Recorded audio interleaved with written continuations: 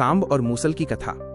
द्वारका नगरी में भगवान श्री कृष्ण और जाम्बवती के पुत्र सांब अपने दोस्तों के साथ खेलते कूदते रहते थे। वो स्वभाव से बहुत जिद्दी और शरारती थे। एक बार की बात है, महान ऋषि दुर्वासा और अन्य महर्षि द्वारका पधारे।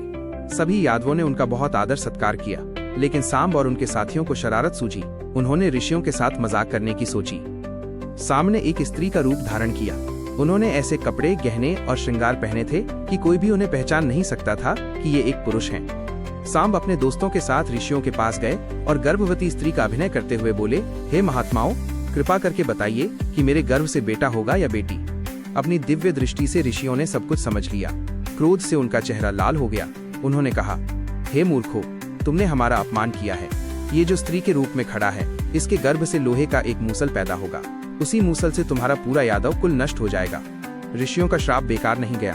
कुछ समय बाद सांब के पेट से सच में एक लोहे का भयानक मूसल प्रकट हुआ।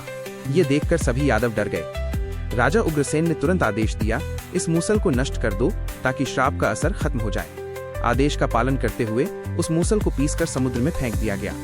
लेकिन मूसल के बारीक कण समुद्र के किनारे फैल गए और उनसे एक नुकीली एयर का घास उगाई।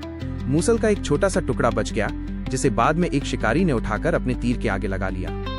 वर्षों बाद जब समय आया, यादवों में आपसी झगड़ा शुरू हो गया। उसी एयर का घास को हथियार बनाकर यादवों ने एक दूसरे को मार डाला।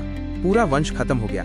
आखिर में वही तीर जिसमें मूसल का टुकड़ा लगा था, श्री कृष्ण के पैर में लगा और उनका जीवन समाप्त हो गया।